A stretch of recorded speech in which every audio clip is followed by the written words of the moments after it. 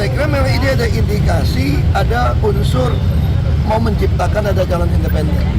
Apalagi ternyata teman-teman saya orang kaya raya juga ada namanya. Artinya ada masalah ini kan. Saya yakin ya, kalau Kim itu lawan kota kosong, saya kira masyarakat Jakarta akan melawan pilih kota kosong. Pendukung Pak Anies, pendukung saya kira pasti lebih cenderung pilih kota kosong. Pasti malu kan?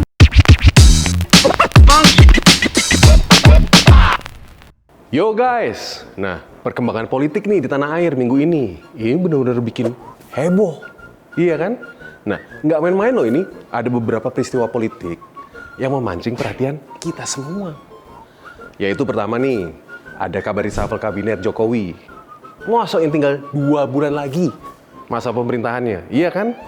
Lalu, ini ada kasus pemalsuan identitas dukungan untuk calon independen. Dan gua salah satu korbannya cuy. Ini kan setelah gue buka-buka nih, kan heboh dong di aplikasi X. Terus gue ikutan ngecek guys. Ternyata gue kena juga. Jadi gini guys, nomor nik gue tetap sama. Dan parahnya nih, nama gue mereka ganti jadi apa? Muhrim. Dan disitulah, iya kan, ditulis kalau gue mendukung calon independen, siapalah itu namanya. Cilaka kan? Lah kapan gue juga memberikan dukungan ke doi guys? Kacau. Tapi nih, yang bikin tercengang lagi, ternyata tokoh-tokoh bagus seperti Ahok ini nggak bisa maju karena kurangnya dukungan dari kendaraan. Gitu juga siapa? Anies, petahana loh ini, nggak bisa maju pilkada Jakarta karena ditinggalin nih oleh partai-partai pendukungnya guys. Dan yang terakhir, kabar mengejutkan dari Golkar. Nah, ini mundurnya ketum Golkar, Erlangga. Ini sebetulnya mundur apa dimundurin? Kalau kita bahas reshuffle kabinet nih, rasanya guys, ini cuma apa? Kepentingan politik aja, bukan bangsa dan negara. Iya kan? Nah, seperti yang sering disebut oleh para politisi itu. Sedikit-sedikit tenan apa ngomongnya? Demi bangsa dan negara, ya dong? Nah, reshuffle ini banyak juga dianggap sebagai apa? Upaya untuk menggergaji banteng guys, secara perlahan-lahan. Kata orang-orang, iya kan? Nah, menurut mereka, banteng udah nggak dianggap penting lagi dalam koalisi pemerintahan saat ini. Ya kita lihat aja, ada 2 menteri dong dari banteng yang kena reshuffle, Yasona dan Arifin Tasrif. Yasona diganti oleh politisi Gerindra, Andi Supratman, sebagai Menkumham. Terus Bahlil ngisi Menteri SDM, yaitu Arifin Tasrif. Ini menarik nih. Kemungkinan besar menteri-menteri yang baru masuk tuh, seperti Rosan juga, nah ini bakal lanjut nanti nih ke pemerintah berikutnya, yang dipimpin Presiden terpilih, Pak Prabowo. Nah, ini kan lo udah pada kelihatan ya garis politiknya, oke? Udah kelihatan dong. Nah, sekarang kalau kita bahas Jakarta nih. Jakarta akan tetap menjadi kota bisnis, ekonomi, dan pariwisata. Seperti biasa. Kalau kita lihat dari kacamata bisnis nih, Jakarta akan menjadi wilayah perputaran uang yang besar guys, bagi negara Kesatuan Republik Indonesia. Ini berarti kota Jakarta akan terus menjadi apa? Salah satu pusat pergerakan ekonomi. Bahkan juga pendongkrak bagi kapita negara ini guys. Intinya gini loh maksud gua.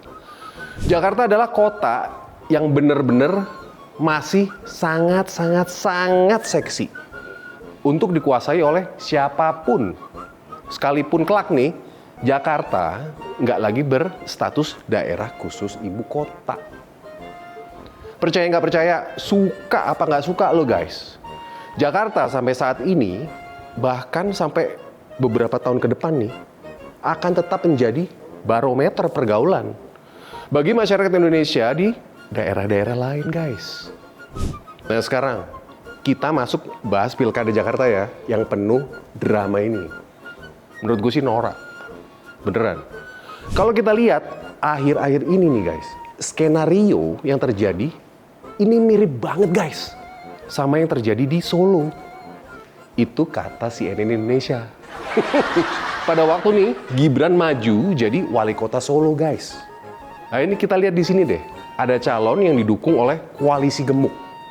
Tapi calon pengantinnya nih, yaitu RK, ada di urutan survei nomor 3. Sementara Ridwan Kamil yang harusnya nih berhadapan dengan Anies atau Ahok, nah ini kayaknya berhadapan dengan calon yang elektabilitasnya jauh di bawah. Lemah banget. Cuma 0,2%, guys. Ini jelas bukan lawan yang sepadan buat RK. Tapi dibuat seolah-olah ada kompetisi. Nah, menurut berita yang gue baca nih di CNN Indonesia, keberadaan calon boneka dalam pemilihan kepala daerah sebetulnya bukan kali pertama, guys.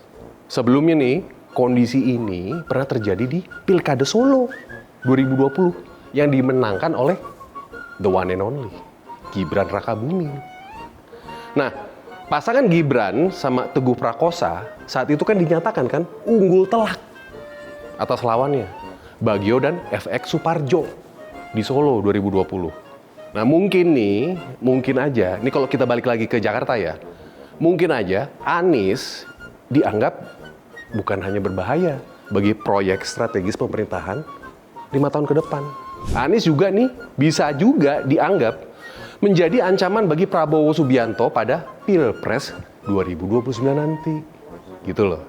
Nah, kalau gue jadi RK, gue lebih seneng tempur adu gagasan dengan Ahok dan Anies. Dua teratas dari survei itu. Menang dengan cara bermartabat, guys, terhormat. Bukan menang nih melawan kota kosong atau bahkan nih calon boneka, kayak boneka si Unyil. Yang jelas cuma jadi formalitas doang. Apa kata dunia, cuy? Menang dengan cara kayak gitu. Iya kan? Kalau gua, seumur hidup gua nih, pasti akan ada cibiran. Setidaknya, pada waktu gua ngaca nanti nih, ada rasa malu di dalam diri gua. Ya nggak sih? Masih punya malu nggak ya? Nah, kalau takut sama kompetisi, ya jangan ikut kontestasi. Kan simpelnya kan gitu dong, iya kan? Nah, emang dramatik, guys. Kalau Anies nih, sebagai gubernur petahana, nggak akan bisa maju. Ya ini anti klimaks. Begitu juga Ahok. Iya kan? Gubernur petahana dengan survei paling tinggi akhirnya diprank oleh parpol koalisinya. Nah, kendaraan perubahannya nih emang udah cepet berubah, guys. Menjadi keberlanjutan. Nah, ada yang bilang, inilah konsekuensi Anies Baswedan nggak masuk ke partai politik. Salahnya dia sendiri, katanya begitu. Banyak yang bilang begitu, gue baca-baca tuh di TikTok. Sementara Banteng, nah ini juga ditinggal sendirian, guys. Banteng nggak bisa ngusung sendirian di Jakarta sekarang nih. Beda dengan periode lalu. Jadi Ahok juga zong, iya kan? Nah, RK mungkin akan melawan calon boneka. Yang jelas nggak punya peluang buat menang, guys. Tapi semakin mendekati kenyataan nih. Iya kan? Setelah disahin sama KPU tadi malam. Atau kotak kosong juga bisa nih. Sebuah skenario yang nggak diinginkan oleh banyak pihak. Inilah menurut gua akibat demokrasi kita sekarang ada di tangan elit, guys. Yang menentukan sekarang bukan lagi rakyat, melainkan elit-elit partai. Nah, bahkan orang yang populer dan punya elektabilitas tinggi, setinggi Monas, itu juga nggak bisa maju, guys. Parah kan? Nah ini karena semuanya tergantung dari kesepakatan elit. Nah, perilaku kayak gini nih yang merugikan rakyat. Esensi dari pemilu adalah kan kompetisi, ya dong. Adu gagasan. Bukan adu dengan kotak kosong apalagi calon boneka yang diciptakan oleh para elit itu.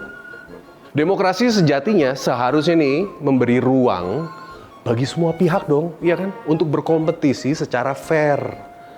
Tanpa ada nih campur tangan yang mengatur hasilnya dari belakang layar. Iya kan?